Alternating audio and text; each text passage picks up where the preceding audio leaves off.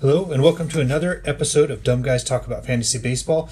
Today I'm going to be talking about my pitching strategy. Now, you may not all agree with what I do, but at least I'm going to explain it here so maybe you can help understand the way I pick players sometimes and the way I pick pitchers, especially. So first off, we're continuing these Sunday videos and middle of the week videos for fantasy baseball throughout the season. Keep telling us what you guys want to hear. Tell us what you want to see. I'm also going to start pretty soon doing some softball videos. I've already ordered a bat to review, and we'll get into some other things like that. But anyway, here we are. I'm filming and taking a little break from watching some baseball games to give you guys just a quick little video on strategy. Okay? So first off, my pitching strategy, I believe, consists of three elements. They're pretty simple.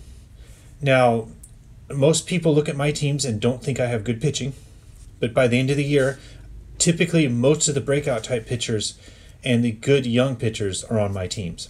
So let's see what I do, see if you agree with it. Number one, pitching will be the most work. Week to week, you got to watch those matchups. You got to see who's a starter in your weekly change leagues.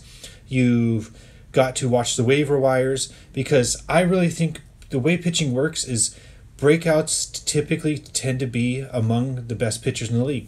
There's kind of like a top four this year that kind of stands out above everybody else. But I think by the end of the year, you'll see some guys that maybe weren't drafted towards the end of your drafts, making the top 10 in pitchers. And those are the guys that can really set you apart. But to have them, you've got to know about deep guys, you got to know about breakouts, and you got to watch your waiver wires for those guys that are having amazing breakout years. Also, if you target breakouts during your draft and they're not working out, you got to change. You got to make changes. One guy is the Castillo on the Reds. He's off to a terrible start, but I'm going to stick with him for a little while longer. But I might need to make a change soon and find a new potential breakout to put on one of my teams. All right. And when I say, and also watch matchups. Your guy's gonna start maybe once every fifth day. Most guys are, and if you're gonna put him in for the week, and his next matchup is the Astros, you may want to take that guy out, no matter who he is, and put in a guy that's got a more favorable matchup. But I would say go into the year saying I believe hitters are more predictable.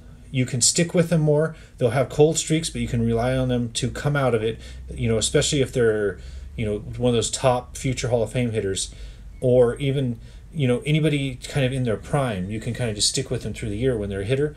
I really believe pitching, you got to be more high maintenance, make more changes, and put more week-to-week work in.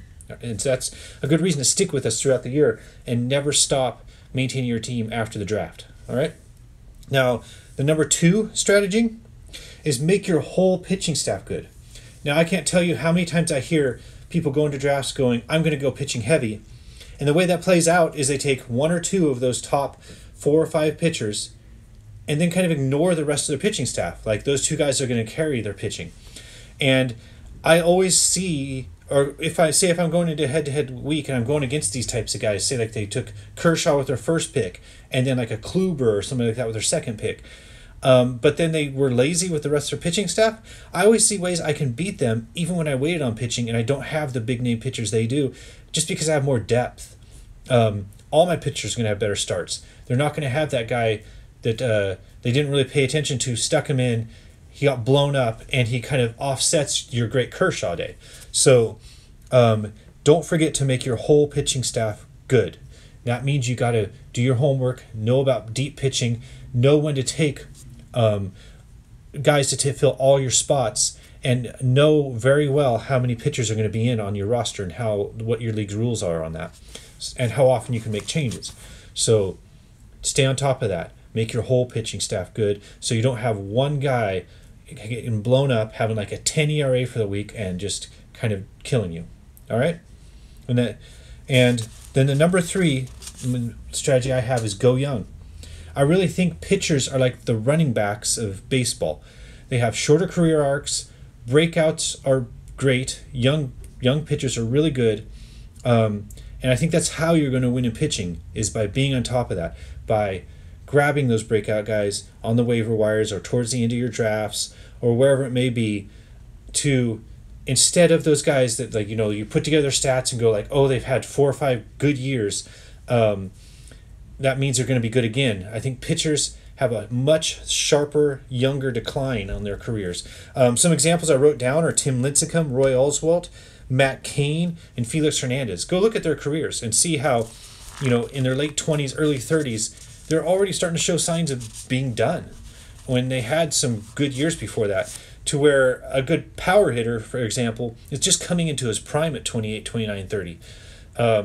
So you can, with a power hitter, I think you can go, oh, look at the last 4 or 5 years and look at how great he's been, and you can kind of assume he'll be that good again. Pitching, I think you really run the risk with that of like, yeah, those were some great 3, 4, 5 years you're looking at in the past, but that means he's worn his arm out getting those stats. And a lot of times that 23, 24, 25-year-old guy that's shown some good signs, maybe had some good sample size seasons, is going to be one of those best pitchers this year, just because he's fresh. He's got that arm that can throw in the upper 90s still. He can throw lots of breaking balls. He might have never had his first Tommy John surgery yet, and he's just fresh, and hitters have not figured out ways to hit him yet. Of course there's exceptions. Like, I would take Scherzer this year, even though I believe he's 34 years old. Hall of Famers, some all-time greats, of course, are exceptions, but there are a lot of great pitchers that declined very steeply, very suddenly at late 20s, early 30 type ages, and I really think you've got to watch for that. You got to know, do I believe this guy is the exception to the rule if I'm taking an older pitcher, or am I taking a risk on this guy declining, and because of his early stats, I'm taking him too high and he's going to hit a wall, he's going to have arm problems, and I'm going to be stuck with a much lesser pitcher that's just to pick up replacement later when I thought my pitching was set. And so what I would say is more so than hitting, I go younger.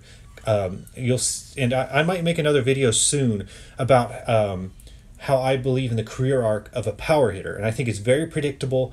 I think I follow this method I've got, and I think it gets me hitters I can just leave in and trust for the year, to where I can pay more attention to my pitching, and it kind of gives me this more of a hands-on approach to my pitching, to where it's stick it in and leave it a little bit more in my hitting.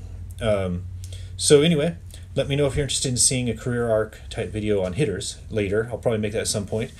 But that pretty much wraps it up. It's pretty simple. Just put in the work, make your whole pitching staff good, and go younger. That's pretty simple. Let me know if you agree with it. If you're one of those guys that prefer to take pitchers with your top couple picks and then think you're set, just let me know why you might disagree with me there, and maybe we can have a good baseball discussion. All right, that's it. Lots more videos to come. Check out the video I put up just yesterday of me what I did on opening day. I do some jogging, and that's me starting to do my training for softball season. Like, I try to be one of those weekend warriors as much as I can to stay in shape and all that. So trying to get in shape so I can get you guys some good softball video in the future. And stick with us. We got lots of fantasy baseball stuff on the way. Stay dumb. Dumb guys!